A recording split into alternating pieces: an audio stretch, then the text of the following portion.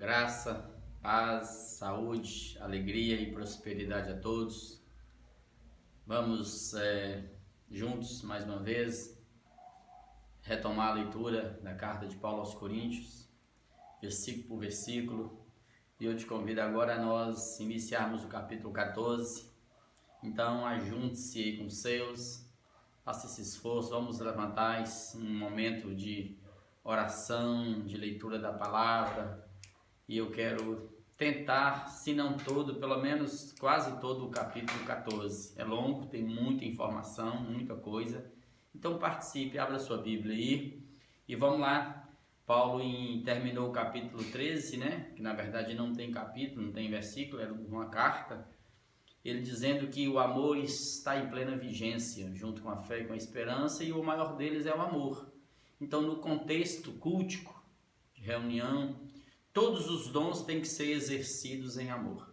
Não tá todos os ingredientes dentro da panela, mas tem que ter o tempero do amor. Então, ele inicia o capítulo 14 dizendo, então, né, seguir o amor, tá vendo? Que é um chão, é um caminho. Seguir o amor, o chão de vida, o nosso caminho que é Jesus, e procurar e buscar e com zelo, né, exercer, né, com cuidado, os dons espirituais, as atividades espirituais da igreja, mas principalmente que profetizeis. E aí eu de antemão aqui eu quero dizer para todos que a gente tem que ter muita sabedoria para ler isso aqui, porque o contexto é diferente. Eles não, essa turma aqui de Corinto, eles não tinham isso aqui nas mãos, a Bíblia. Eles não tinham o Evangelho de Jesus nas mãos. Possivelmente essa aqui é apenas a segunda carta escrita pelos apóstolos que eles estão lendo. Então, quando Paulo fala principalmente que profetizeis, é importante a gente salientar hoje, conforme João, o último dos escritores, né, Apocalipse, Revelação, lá no capítulo 19, verso 10, João fala claramente, né, que quando ele tenta prostrar diante do anjo e adorar o anjo que revelou tudo para ele, o anjo fala, não, levanta, não faça isso, eu sou conservo a Deus, eu sou conservo teu e nós devemos juntos adorar somente a Deus. E guarda tudo. Aí vem a fala, né? Porque o testemunho de Jesus é o espírito da profecia. Então, amados, qualquer profecia, seja para o futuro, seja para o imediato, para o momento, isso acontece, né? Ela tem que carregar o espírito do Evangelho. É a mesma coisa do autor aos Hebreus. Deus falava outrora assim, assim, assim. Hoje Deus nos fala pelo Filho. Então o Filho é o espírito da profecia, o testemunho de Jesus. Então eu não posso fugir daquilo que é Jesus. Então eu queria que nós entendêssemos que Paulo está aqui priorizando dons, Não, Paulo está dizendo que no contexto cultico, nós temos que dar ênfase para que as pessoas conheçam Jesus, o espírito da profecia, o testemunho que é Jesus, seja mostrado para todos e os segredos dos corações das pessoas sejam revelados, para que eles possam ficar assim, Deus está aqui. É isso que Paulo está dizendo. Profetizar aqui, amados, é ser boca de Deus para exortar, para ensinar, para consolar as pessoas. Nada mais que isso. E o que Deus tiver de imediato, ou quem sabe até para um futuro próximo, para aquela igreja, para um povo, para uma pessoa, ele pode fazer isso, ela é livre. Mas nada que vá além daquilo que está aqui. Viu? Então, principalmente que profetizemos. Pois quem fala em língua não fala a homens, senão a Deus, visto que ninguém o entende, e em espírito fala mistérios. Se você for ter o cuidado e olhar todos os pesquisadores, comentário King James, comentário de Genebra, comentário qualquer comentário, você vai perceber que as línguas que ele está falando aqui não são línguas estáticas de anjos, são línguas maternas. Línguas do Ponto, da Ásia, árabe, línguas maternas, glossolalia. E então, as línguas não falam aos homens, porque é um mistério. E ainda que seja uma língua de anjos, para mim não faz diferença aqui, o contexto para mim e para você, hoje, é o mesmo, Quem está falando em línguas é entre ele e Deus. Quem está do lado já era, perdeu. Vai ficar assim, ó. É por isso que, como carrega esse mistério, é por isso que as línguas têm sido motivo de tanta divisão, de tanto problema dentro das igrejas. E é por isso que as pessoas buscam incessantemente esses dons, porque criou-se no contexto pentecostal e neopentecostal aquela coisa, né, de que quem fala em língua é espiritual, revela uma pseudo-espiritualidade, é melhor, é superior aos demais. Então existe essa noia por falar em línguas, fazer campanha para pedir a Deus o dom para falar em línguas estranhas para ser superior ao outro. Para com isso. Isso é meninice, isso é infantilidade. Vocês vão ver que é, né? Verso 3. Mas o que profetiza, ele fala aos homens, edificando, exortando e consolando. Tá vendo? Mas o que profetiza, o que abre a boca dizendo, ó, tem algo de Deus, conforme o evangelho para vocês, esse vai trazer para a pessoa o ensino, a edificação, tá vendo? Vai trazer a exortação, o encorajamento e o consolo para essa pessoa. E vai consolar todos. Então, todos são edificados. Quem está profetizando na língua da pessoa. Então está todo mundo falando. É algo inteligível. As línguas faladas anteriormente, elas não são inteligíveis, são ininteligíveis. Né? Verso 4. O que fala em outra língua, a si mesmo se edifica, mas o que profetiza edifica a igreja. Então quem fala em outra língua está edificando a si mesmo, é entre ele e Deus, é um mistério aqui. Quem está do lado está percebendo, vendo, mas não está falando assim, não estou entendendo nada, ele não pode nem dizer amém, porque ele não sabe o que está acontecendo ali. Agora, quem está pregando, quem está profetizando, quem está sendo boca de Jesus para transmitir Jesus para as pessoas, esse está edificando a todos a igreja. E está havendo ali evangelização, conversão, ensino, edificação, crescimento espiritual. Eu quisera, Paulo está dizendo, que todos falassem em outras línguas. Sim, não tem problema falar. O texto aqui não é para proibir, não. Mas agora ele fala, muito mais, porém, que profetizasseis. Pois quem profetiza é superior ao que fala em outras línguas, salvo se as interpretar, para que a igreja seja edificada. E o superior aqui não é porque é melhor, é maior, é mais importante, não. É por conta da função que ele está exercendo. O que ele está profetizando está edificando a todos. O que está falando em língua só está falando entre ele e Deus, a não ser que quem fala em língua também esteja interpretando as línguas para que todo mundo entenda, e aí a língua se transforma em uma profecia e haja crescimento, edificação e consolo. É isso, viu? Verso 5. Eu quisera que vós todos falasseis em outras línguas, muito mais, porém, que profetizeis. Grava essa frase que tem a ver com o verso 1. Segui o amor e procurai com zelo os dons espirituais, mas principalmente que profetizeis. A ênfase de Paulo é o evangelismo, é a obra missionária, para que todo mundo conheça o espírito da profecia que é Jesus. Viu? Verso 6. Agora, porém, irmãos, se eu for ter no meio de vocês, falando em outras línguas, né? Falando inglês, alemão, grego, né? Qualquer outra língua, e Paulo conhecia muitas, dizem os historiadores que Paulo era um poliglota, falava em média 14 línguas, 14 idiomas, né? Em que eu vos aproveitarei se vos não falar por meio de revelação, ou de ciência, ou de profecia, ou de doutrina? Ele está fazendo a pergunta. Se eu chegar aí com vocês reunidos e eu começar a falar uma língua que ninguém entende, serve para quê? Aí ele vai falar assim, se eu não falar por revelação, é aquela profecia imediata, do imediato, para aquele momento da igreja, Deus levanta alguém e fala, pronto, ou de ciência, de conhecimento, né? Ou de profecia. Tá vendo? A revelação, ele faz a diferença, ele põe a revelação é aquilo do momento, ou profecia, aquilo que Deus tem para a igreja. Revelação é algo momentâneo, como vocês observam, é quando alguém chega, um indouto, uma pessoa que não tem esse conhecimento, esse doutorado na área, chega naquele ambiente e tem algo específico para ele. Aí, tá vendo? Se alguém tem uma revelação, fale. Alguém tem ciência e conhecimento, transmita. Alguém tem profecia, profetize Jesus, profetize o evangelho, console, exorte. Alguém tem um ensino específico de Jesus para trazer? Então pronto, a doutrina é um ensino. Então Paulo já está trabalhando como que se conduzo como que era o culto dele. Porque todo mundo pode participar. Observe que era um culto interativo. Não existia apenas um falando e todo mundo ouvindo. O contexto deles era esse.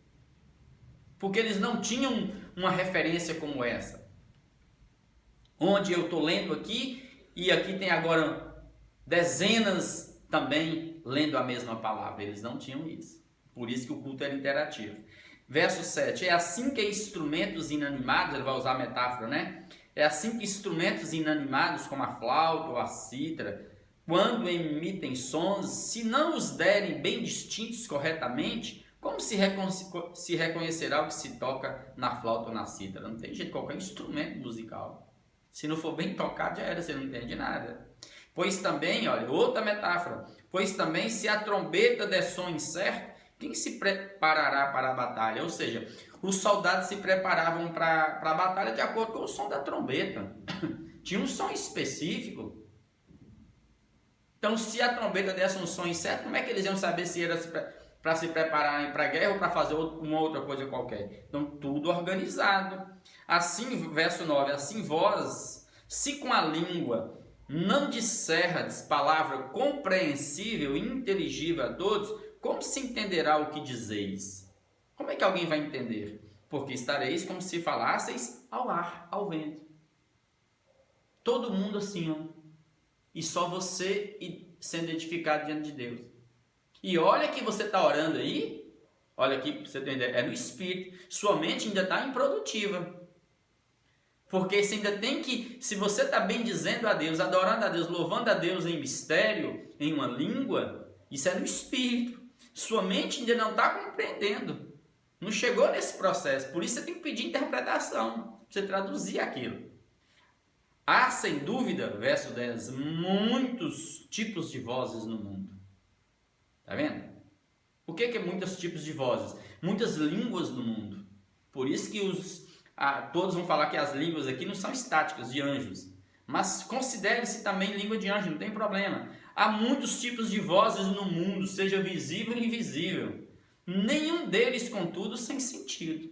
Tem que ter um significado. Alguém tem que entender. Então, a língua tem que ter uma significação para as pessoas. Se eu, pois, ignorar a significação da voz, serei estrangeiro para aquele que fala, e ele estrangeiro para mim. Então, se me colocar aqui agora perto de um japonês ou de um chinês, coitado, ele é estrangeiro para mim, eu sou estrangeiro para ele. Nós temos que arrumar um meio de nos comunicar.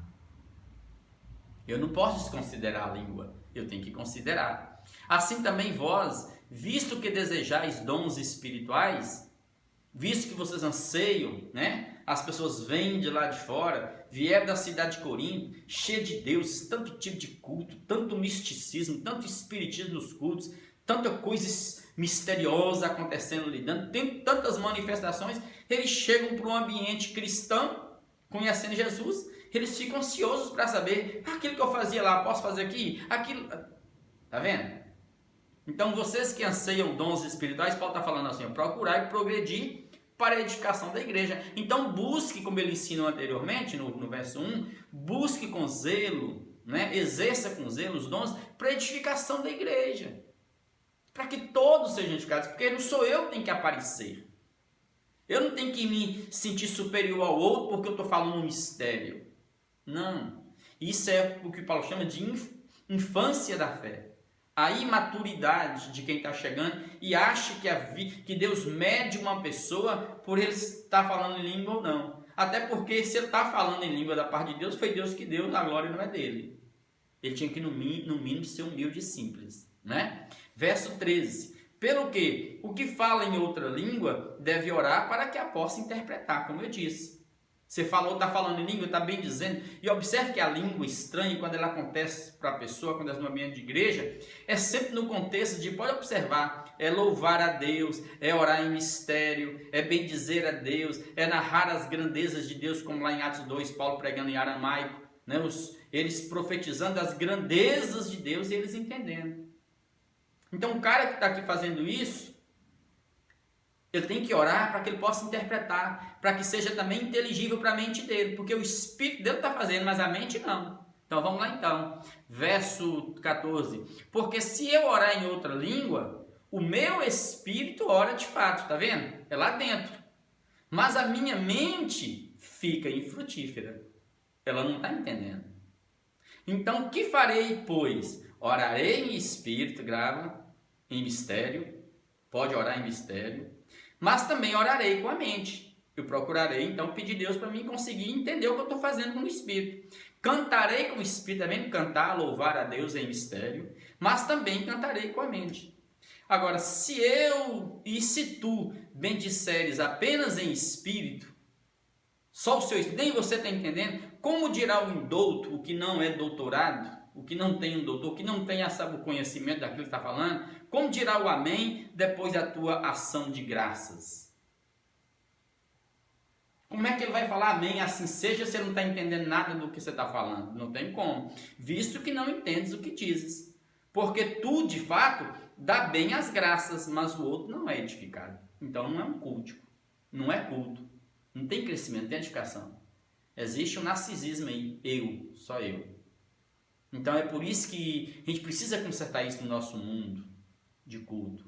Principalmente os irmãos nossos, aqueles que vêm de linha pentecostal, que criou-se uma cultura em torno da língua. O cara se esforça para falar a língua. Dependendo da língua que o cara está falando, você sabe até de que ambiente que ele é. Porque não é mais uma língua estática, uma língua espiritual. São línguas aprendidas, são fenômenos que estão sendo aprendidos, recitados. Você vê que tem pessoas fazendo chacota disso. E não é uma coisa que eu fico em público pregando e falando, não. Não tem que ter hora marcada para isso. Então, a gente precisa melhorar a reunião. Assim como eu marcar um culto, por exemplo, para um culto de libertação. Libertação não tem que ter hora marcada. Acontece no caminho. Senão vai virar festa e vão dar valor demais ao diabo. Quebra de maldições. Vamos fazer um culto para de liberar perdão. Não tem hora para liberar perdão, não. É no caminho, não tem que hora marcada, não. Mas nós estamos fazendo disso, tá vendo? Mecanismos sacerdotais em torno daquilo ali. E quem pensa diferente já era. Ele está fora, ele é um incrédulo, ele é um cara frio, carnal. Então a gente precisa ter cuidado com o ambiente da gente. Então vamos lá então, verso 18, Paulo fala, dou graças a Deus porque falo em outras línguas mais do que todos vós. Então, as línguas que ele está falando aqui não é de línguas estranhas, não. É línguas estáticas. Ele fala em língua mais que todo mundo. Ele falava em média de 14 idiomas, né, Paulo? Contudo, Paulo fala, prefiro falar na igreja 5 palavras com o meu entendimento, que eu entendo e que vocês entendam, para instruir outros, a falar 10.000 palavras em outra língua. Pronto. Então, aqui nesse momento, cai por terra também a questão de batismo com o Espírito Santo. Essa ideia de criada também nesse mundo aí, né? De que o cara que é batizado com o Espírito Santo é o cara que fala em línguas estranhas. O cara que fala em língua estranha, ele recebeu um poder de Deus, ficou superior ao outro. E aí deixa muita gente com um complexo. E muita gente triste e acabrunhada e irada com Deus, com raiva de Deus, porque Deus não deu para ele, né? Então Paulo está apenas organizando para que o fim seja a edificação. Verso 20, amados. Irmãos, não sejais meninos no juízo. Julgue o que está acontecendo entre vocês. Na malícia, sim, sede crianças. Quanto menos malicioso nós sermos, melhor. Revela mais a sua pureza. Agora, em termos de juízo, de julgar o que está acontecendo, se aquilo é de Deus, se aquilo não é de Deus, se aquela revelação é de... Eu já falei para vocês isso. Grande parte das revelações que estão acontecendo do contexto de igreja hoje não procede de Deus. São fenômenos humanos, que são técnicas humanas que estão sendo aprendidas. Inclusive levando para dentro dos cultos a questão da hipnose, indução, a histeria muitas vezes, e as pessoas estão tendo manifestações que passa da questão do evangelho, já entra para o mundo espiritualista, do espiritismo, e aí você vai dar para o diabo um poder que ele não tem. Tudo já foi pago na cruz, sua libertação, a quebra de maldição, se é de Jesus, está quebrado. Você só tem que compreender que o fenômeno é esse da sua família, que tem muitas maldições familiares acontecendo, é de contexto cultural, tá vendo? Que vem sendo herdado. Então eu preciso discernir isso. Vamos lá então, vamos continuar aqui, ó. Na lei está escrito, quanto ao juízo, sede homens amadurecidos. Verso 21. Na lei está escrito, falarei a este povo por homens de outras línguas e por lábios de outros povos, e nem assim me ouvirão, diz o Senhor. Ele está se referindo à profecia de Isaías 28, e essa língua que falou ao povo judeu é a língua dos assírios, que levou os cativos naquele tempo, porque os judeus incrédulos achavam que eles eram os tais.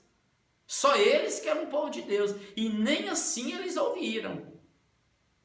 Não se arrependeram, não se converteram. De sorte que as línguas aqui, amados, constituem um sinal não para os crentes. Então aqui mais uma vez cai por terra a questão de batismo com o Espírito Santo. Está ligado com falar em outras línguas, não tem nada a ver. Mas as línguas constituem um sinal para os incrédulos, os que chegam, os visitantes, né, os neófitos. Mas a profecia não é para os incrédulos, e sim para os que creem. Então, a língua estranha, amados, quando ela acontece na igreja, não tem que acontecer para nós crentes. Porque se acontece uma língua estranha, alguém vai ter que falar, alguém tem que interpretar. Alguém interpretando, quem chega de visitante, ele está entendendo. Aí serve para ele, Deus está falando comigo. Aí ele está sendo edificado. Então, a língua espiritual ali, ou a língua materna, o mistério ali, tem que ter intérprete, para que o visitante entenda e fale assim, é para mim. E os segredos do coração dele são manifestos. É por isso que a gente fala de pregação. Quantas vezes você está pregando aqui em certos momentos, e as pessoas falam assim, mas você sabia de tudo que estava acontecendo na minha vida? Eu falo, eu não. É a palavra que faz esse processo, de lá dentro, né? E trazer à luz os segredos do coração. Para os outros saber ou não os segredos da sua vida, não. É para você mesmo saber, Senhor, Deus está neste lugar e está falando comigo. Pronto, é isso.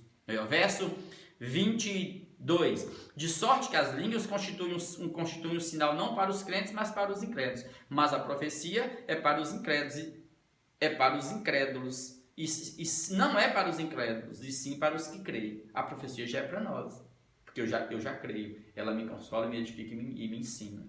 Verso 23. Se, pois, toda a igreja se reunir no mesmo lugar, culto, e todos se puserem a falar em outras línguas, no caso de entrarem um indouto, tá vendo? Um que não tem esse conhecimento daquilo ali, né? Ou incrédulos, não dirão porventura que estáis loucos? Sim, que bagunça é essa aqui? Que loucura é essa aqui? Porém, se todos ali profetizarem, e isso alternadamente, não é ao mesmo tempo, e entrar algum incrédulo ou indouto, é ele por todos convencido e por todos julgados. Então, por quê? Ele está entrando e está ouvindo os segredos de Deus, os mistérios de Deus, o Evangelho, na própria língua dele, ele está sendo julgado pela palavra. Não é por nós não, é pela palavra, que está mostrando para ele quem ele é diante de Deus. Torna-se-lhe, ao verso 25, torna-se-lhe manifestos os segredos do coração. Está vendo? E assim, prostrando-se com a face na terra, adorará quem? A Deus, testemunhando que Deus está de fato no meio de vós. Porque houve decência e ordem, e tudo foi feito de forma que quem chegou entendeu, compreendeu, e Deus está aqui. Então, por favor, o que Paulo está dizendo assim é para a gente não ficar priorizando uma coisa que não tem mais significado. O que menos importa hoje são línguas estranhas dentro de uma igreja. Se eu já tenho a palavra, se o testemunho da profecia é Jesus, o testemunho de Cristo é o espírito da profecia, se eu tenho hoje. Você pode observar, amados, quanto mais você aprende o Evangelho, menos você necessita dessas coisas misteriosas, porque tudo vai ficando simples para você no Evangelho. Verso 26. Que fazer, pois, irmãos? Então Paulo está ensinando. Quando vos reunis, tem salmo, né, canto, aí traz a ideia do judeu que cantava antes, um salmo já escrito como eles tinham, ou alguma música que algum irmão compôs, de imediato canta, né, tudo interativo. Outro tem doutrina, um ensino de Jesus, ensina, traz esse ensino, a doutrina de Jesus. Este traz revelação, algo imediato, algo específico para aquele momento. precisa disso, precisa, então fala. Aquele tem outra língua, então fala em língua. E ainda outro interpreta essa língua. Seja tudo feito para a edificação de todos. Tá vendo? Que todo mundo participou, seja falando, seja ouvindo, mas todos foram edificados. No caso de alguém falar em outra língua, ó, grava aqui agora. E vê se vocês estão fazendo isso mesmo. A gente fica tentando, mas na hora todo mundo, eu já falei para vocês, olha para cá. No caso de alguém falar em outra língua, que não seja mais do que 2 ou 3, não seja mais do que 2, quando muito 3, e isto sucessivamente, e haja quem interprete. Não pode ser ao mesmo tempo os 3. É um de cada vez. E se tiver interpretação, alguém está falando em mistérios, ninguém está interpretando, nem a pessoa mesma, faz calar, por favor. E a própria pessoa tem que se calar, porque, mas eu não consigo, é mentira. A Bíblia vai dizer aqui que o espírito do profeta é sujeito ao profeta. Tem que ter controle, ou seja, não é um culto louco, de uma catarse. Eu fugi da realidade, eu não controlei, mentira. O culto também é racional. O culto é racional, é inteligível. A minha mente tem que compreender tudo. Eu tenho que perceber que os irmãos têm que ser edificados. Não é para uns crescer, se vangloriar lá. Não existe isso. Grava aí, ó.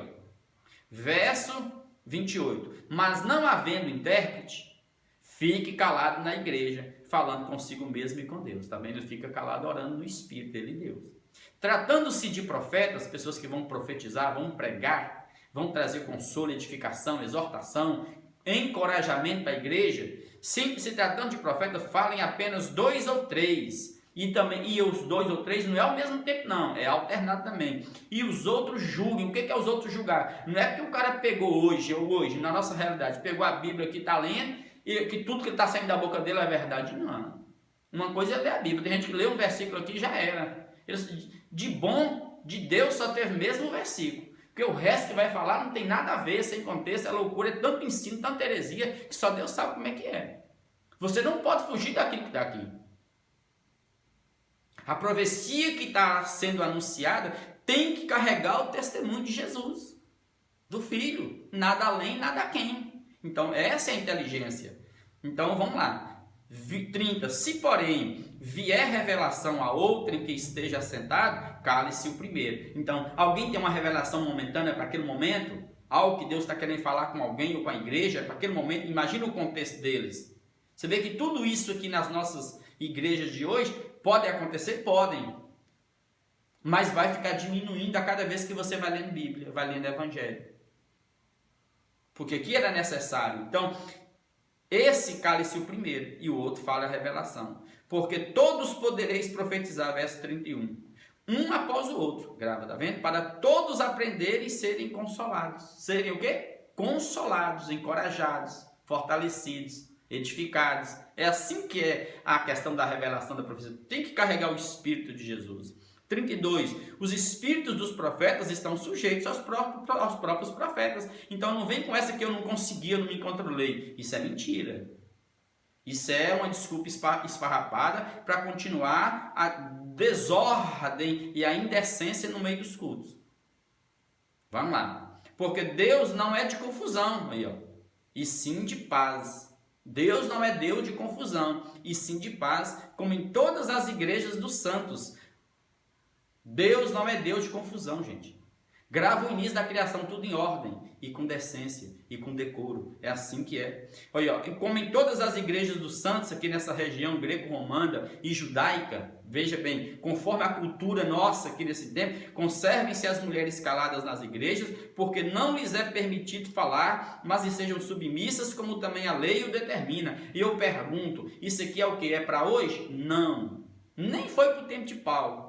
Paulo só está fazendo gestão daquele momento, pegando o evangelho assim, olha, porque se tratando de reunião, está lá sociedade judaica, romana, grega reunida, e uma mulher falando, os visitantes vão embora.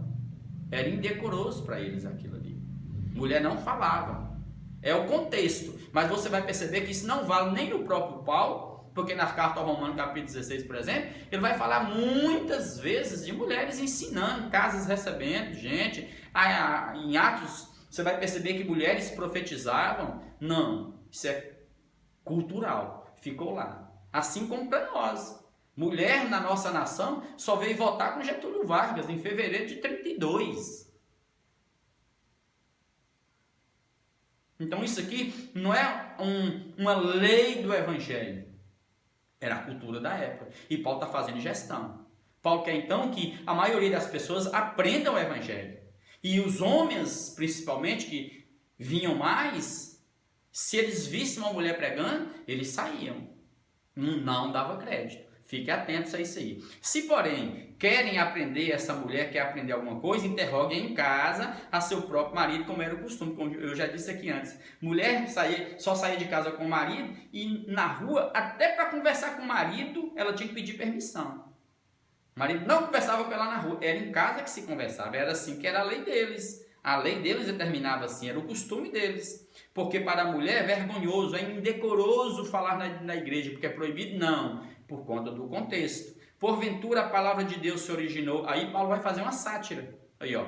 Porventura, irmãos, a palavra de Deus se originou no meio de vós, ou veio ela exclusivamente para vós outros? É lógico que não. Vocês receberam a palavra de Deus não origina em vocês e nem termina em vocês. Vocês não são o centro do mundo, não. Para com isso. Jesus é maior que tudo, Ele é Deus encarnado, então é Ele que tem que ter vez e voz. O culto não é o homem, não é o dom, é Jesus, é o centro. Prega Jesus, ensina Jesus, acabou. Todo mundo sai consolado, edificado e curado. Se alguém, 37, se alguém se considera profeta ou espiritual aí, reconheça esse mandamento do Senhor que escreve. Então, se você acha que é um cara de Deus, mesmo a mulher de Deus, então reconheça o que Paulo está dizendo. E para com esse negócio no contexto de igreja, de falar assim, 10, 20, 30, 50 em língua estranha e achar bonito. Não é. Está errado. Essa cultura tem que ser quebrada. Ela é perversa e é maligna para o espírito da profecia. Viu? E se alguém o ignorar, será ignorado, será descartado mesmo. Vai ficar sem aprendizado, sem cura. Ele não vai ter crescimento, essa pessoa que ignorar o que Paulo está escrevendo aqui. Portanto, meus irmãos, procurai com zelo o dom de profetizar. E profetiza hoje como? Lê o evangelho, isso é profecia, você está sendo boca de Deus. A única certeza, amados, que eu sei que alguém está falando da parte de Deus hoje é quando ele lê o evangelho, quando ele lê a palavra de Jesus.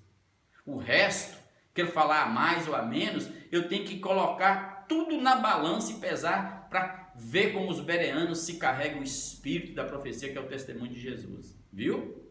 Portanto, meus irmãos, procurai com zelo o dom de profetizar. E não proibais por falar em outras línguas. Não, pode falar. Aqui dentro das nossas reuniões de segunda-feira, fisicamente, quando a gente estava reunindo, antes do isolamento, quantas pessoas, quantas irmãzinhas às vezes falaram em mistérios aí?